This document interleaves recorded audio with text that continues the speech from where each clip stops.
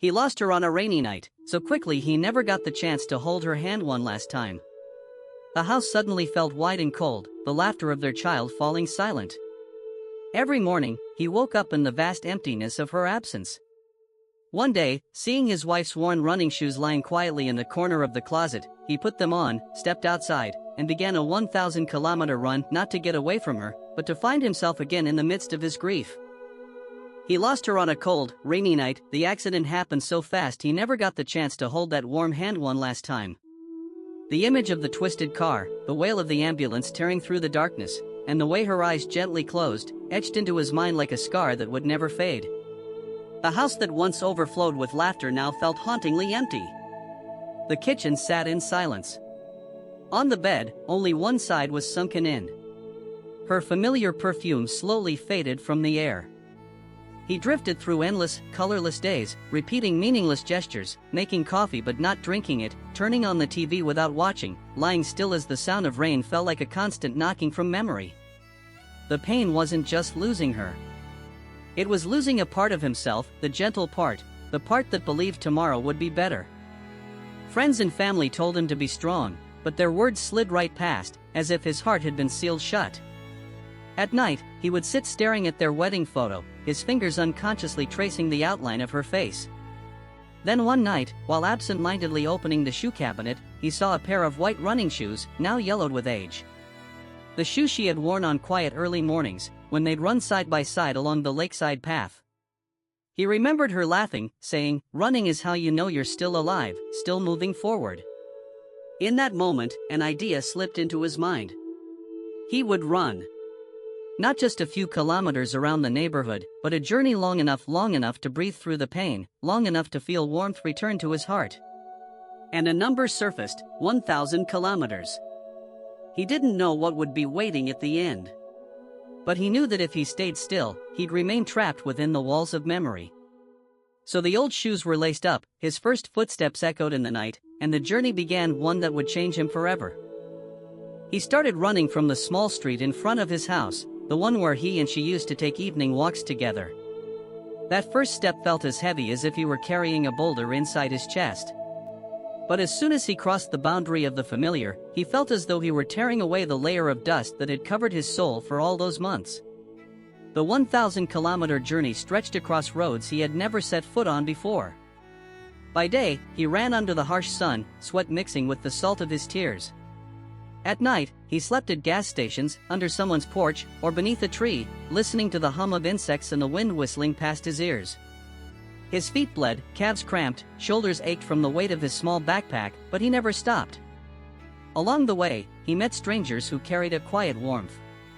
Some cooked him a bowl of hot noodles, some handed him a bottle of water, some ran alongside him for a short stretch before patting his shoulder and wishing him luck. They told him their stories of losing a father to illness, a child to war, a hometown to the pull of survival. And he realized, pain belongs to no one alone, it only differs in its shape and in how each person carries it. Every morning, as the sun lifted itself over the horizon, he felt some part of himself being warmed. He began to listen to his own breathing, to the thud of his heartbeat, to the steady rhythm of his shoes meeting the ground. What began as running to forget slowly became running to remember that he was still alive, and that she still lived within him, in every single step he took. The roads unfolded one after another, like pages of a diary written in sweat and blood. And he knew that each kilometer was not only taking him farther in distance, but pulling him closer to the moment when he could face his grief completely, instead of letting it consume him. One morning, after nearly 2 months on the road, he stood atop a high mountain pass. A thin veil of mist began to dissolve, revealing a blazing red sun rising from a sea of clouds. He stood still, breath heavy, heart pounding, but no longer with the frantic rhythm of exhaustion. It was the rhythm of life. In that moment, he realized he was no longer running to escape. For a long time now, the pain had been running alongside him, step for step, not as a shadow pressing down from behind, but as a quiet companion. And he suddenly understood, she had never truly left. She was in every heartbeat, every memory, every breath drawn beneath this vast, open sky. He sat by the roadside, opened his backpack, and took out the small wedding photo, its corners blurred by sweat and rain. He smiled at her, the first unburdened smile since that fateful rainy night. No more wishing things had been different. No more asking why. Only one clear answer: he would go on living, not in spite of the pain, but with it. In the days that followed, every kilometer felt different. He noticed the colors of wildflowers along the road, the sound of streams threading through rocks, the scent of ripened rice drifting from distant fields. His steps felt lighter, not because the road had grown easier, but because his heart was carrying less weight. Sleeping under the stars, he no longer dreamed of her in shattered fragments. Instead, he saw the two of them running together along an endless road, cool wind brushing past their shoulders. And when he woke, he knew it wasn't just a dream, it was a reminder that he had found her, right within himself. The road ahead was still long, but for the first time, he hoped it wouldn't end too soon. Because now, each step was no longer proof of his pain, but a declaration that he had awakened. When the number on his GPS watch finally hit 1,000 kilometers, he stood at his final destination, a beach where the two of them had once promised to return. Waves rolled steadily onto the shore, the wind carrying the salt of the sea and the warmth of the sun. He slipped off his worn-out shoes, held them in his hands, and let his bare feet sink into the wet sand. A circle had closed. He didn't scream, didn't cry.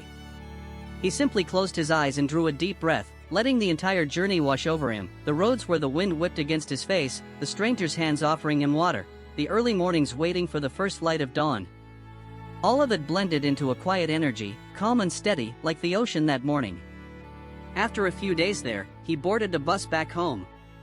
The familiar roads looked different now, not because they had changed, but because he had. His eyes no longer carried the same haze, and his steps no longer felt heavy. Friends and family noticed the serenity in him, even though he rarely spoke about the journey. In the silent house, he hung up a map tracing the route he had run, each red dot connecting to the next like veins carrying life. On the shelf, the old shoes sat beside their wedding photo, no longer a symbol of loss, but of the strength to keep moving forward. In the mornings, he brewed coffee and actually drank it. He opened the windows to let the sunlight flood in, to hear the chatter of the neighbors' children. Sometimes, he went out for a short run, not to forget, but to remind himself that this body and heart were still in motion. Coming back didn't mean returning to where he started. For him, it meant returning in a different form as a man who had learned to walk with his grief, and who knew there were still many roads ahead waiting to be conquered. Life after the 1,000-kilometer journey was no longer the same. He still worked the same job, still walked the same familiar streets, but inside him was a new rhythm, slower, deeper, and deliberate. He joined a local running club. At first, it was just to keep up the habit, but soon he realized he wanted more. He began sharing his story, not to seek pity, but to let those who had fallen know, pain can be turned into strength if you dare to keep moving forward. One day, he organized a charity run for families who had lost loved ones to traffic accidents. More than 100 people came, many of them strangers. Among the crowd, he saw faces flushed from exertion, but with bright eyes and genuine smiles. In that moment, he understood our legs don't just take us to the finish line, they connect the hearts that have been broken and mended. Every morning, he still laced up his shoes and stepped outside. Some days, it was just a few kilometers around the lake. Other days, he went farther, chasing the freedom and the wind and the steady beat of his heart. He no longer counted the kilometers, because now the value lay in each step fully taken. In the corner of his room, the old shoes still rested, no longer for running, but as a quiet anchor for his spirit. He knew he would keep going, not to leave her memory behind, but to carry it with him, as part of his strength. Life went on, with no promises of being painless. But he had made himself a silent vow: no matter what lay ahead, he would always run, because every step was proof that he had lived, was living, and would go on living fully, for both of them. Late in the afternoon, he stopped by the lake, where the sunset stretched like a golden silk sheet across the water. A gentle breeze stirred, rippling the surface in soft waves. He sat down on a stone bench, took off his shoes, and let his bare feet touch the cool ground. In that moment, he understood he didn't need to get over the pain. The pain would stay, but it no longer held him prisoner. He smiled, eyes drifting toward the distance, to where the road curved and disappeared behind the trees. Another road was waiting, and he was ready to take it. Some losses will always leave an empty space, but it's how we choose to live afterward that shapes the form of that space. Sometimes, you don't need a reason to begin. You just take one step, then another, until you realize you've carried your pain across 1,000 kilometers, and it has turned into strength.